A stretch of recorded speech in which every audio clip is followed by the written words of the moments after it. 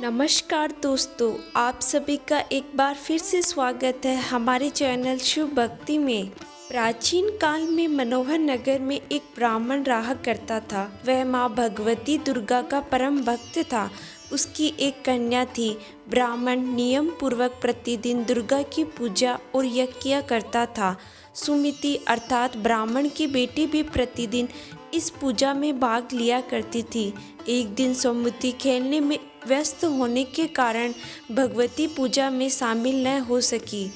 उसके पिता को अपनी पुत्री की ऐसी असावधानी देखकर बहुत क्रोध आया और उन्होंने अपनी पुत्री से कहा, अरे दुष्ट पुत्री, आज तूने भगवती का पूजन नहीं किया, इस कारण मैं तुझे किसी कुष्ठ रोगी या दरिद्रता के साथ तेरा विवाह करूँगा। अपने पिता का ऐसा वचन सुनकर सुमिति को बहुत दुख हुआ और उसने अपने पिता से कहा, हे पिता, मैं आपकी ही कन्या हूँ, सब तरह से आपके अधीन हूँ। जैसी आपकी इच्छा हो वैसा ही करो। आप चाहे मेरा विवाह किसी से भी कर दो, पर वो ही होगा जो मेरे भाग्य में लिखा है। मेरा अटल विश्वास है कि हम जैसा कर्म करते हैं हमें उसी के अनुसार फल मिलता है, क्योंकि कर्म करना मनुष्य के अधीन है और फल देना ईश्वर के अधीन है। अपनी कन्या के इस प्रकार के वचन सुनकर ब्राह्मण ने गुस्से में अपनी कन्या का विवाह एक कुष्ठ रोगी के साथ कर दिया और बहुत क्रोधित होकर अपनी पुत्री से कहने लगा, हे पुत्री, अपने कर्म का फल भोगो और देखते हैं तुम अपने भाग्य के भरोसे रहकर तुम क्या कर पाती हो। कि ऐसे कड़वे वचन सुनकर सुमिति को मन में विचार आने लगा कि मेरा बहुत दुर्भाग्य है कि मुझे ऐसा पति मिला। इस तरह अपने दुख का विचार करती हुई वह कन्या अपने पति के साथ वन में चली गई। उसके पति का घर न होने के कारण उसे वन में ही घास में आसन पर रात कष्ट में बितानी पड़ी।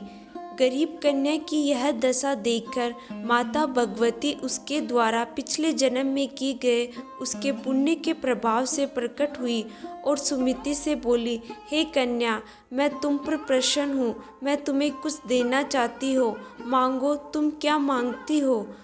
इस पर सुमिति ने उनसे पूछा कि आप मेरी किस बात पर प्रसन्न हो। कन्या की यह बात सुनकर देवी कहने लगी, मैं तुम पर पूर्व जन्म के तुम्हारे पुण्य के प्रभाव से प्रसन्न हूँ। तुम पूर्व में भील के पतिव्रता स्त्री थी। एक दिन तुम्हारे पति भील द्वारा चोरी करने के कारण तुम दोनों को सिपाहियों ने पकड़कर जेल खाने में डाल दिया। उन लोगों ने तुम्हें और तुम्हारे पति को भोजन नहीं दिया।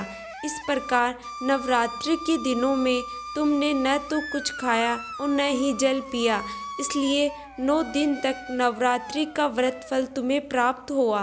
हे ब्राह्मणी, इन दिनों अनजाने में जो व्रत हुआ उस व्रत के प्रभाव से प्रसन्न होकर आज मैं तुम्हें मनवांछित वरदान दे रही हूँ। कन्या बोली कि अगर आप मुझ पर प्रसन्न है तो कृपा करके मेरे पति को दूर कीजिए। माता ने कन्या की यह इच्छा शीघ्र ही पूरी कर दी। उसके पति का शरीर माता भगवती की कृपा से रोगहीन हो गया। जिसी प्रकार माता ने सुमिति पर कृपा करी, ऐसी कृपा सब पर करे। जय माँ दुर्गा।